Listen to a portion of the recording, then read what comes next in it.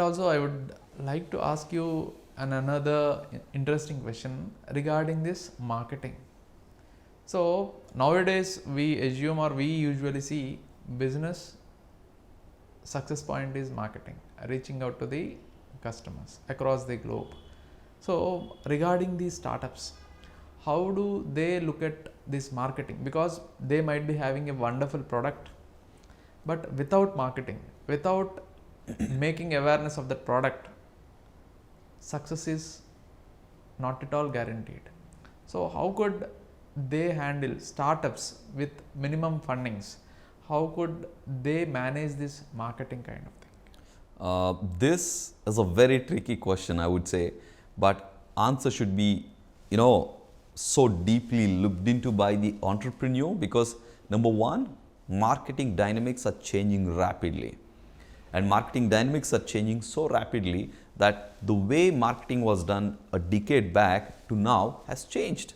Best example, how many of you are on your mobile compared to 10 years back? Especially I'm talking about the advertisements.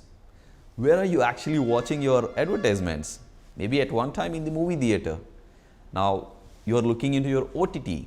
Now you are looking in your YouTube. So I would want all these entrepreneurs, the startups, to become aware what is the current statistics saying about which is most effective. One, which is most effective. Two, relevant to your industry.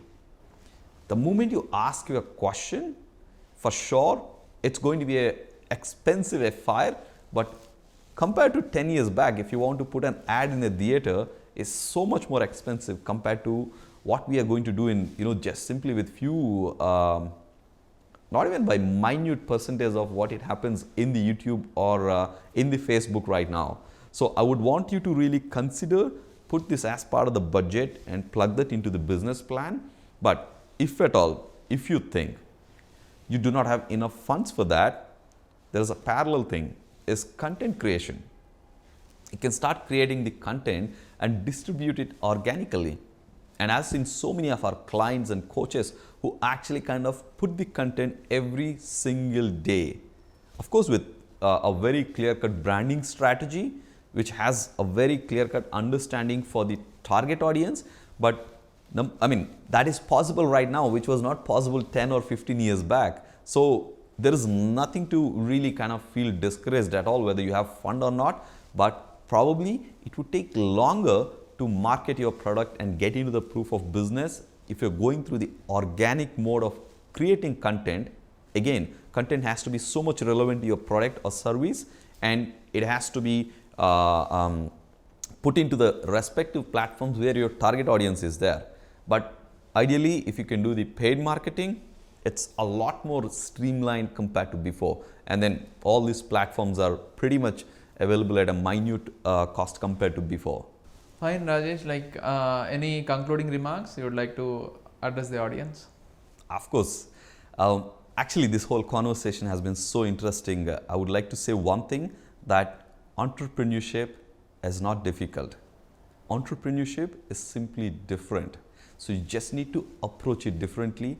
But once you approach differently, based on what it is needed from you, it's such an amazing journey. So if you're wishing to become a startup or an entrepreneur, it is definitely the right time, because the entire dynamics of the world are changing in terms of the technology, and then you can become one of the savior for the society. Everything is possible with entrepreneurship. I want to say, be there as an entrepreneur if that is your dream, but make sure to follow the SMART framework as we spoke, and then enjoy the process. Enjoy the process. I would like to say only one thing, irrespective of where you are in your entrepreneurial journey, is that, anything when you start something new, it is going to be very hard in the beginning, messy in the middle, gorgeous in the end. So aim for the, gorgeous end that you have as an organization, the level of impact you want to make, but also understand that it could be hard in the beginning, messy in the middle, but understand your commitment, go out there, express yourself, become that entrepreneur. So I would say, I would wish all of you a very, very massive success in 2023, and then make your dreams come true. but they're actually bringing innovation into the family business. So if you say the satisfaction is high, I think it's an individual choice. You can get so happy and fulfilling in both, because as I said, if your family business, I mean, both have some kinds of benefits and setbacks, but how you approach the business,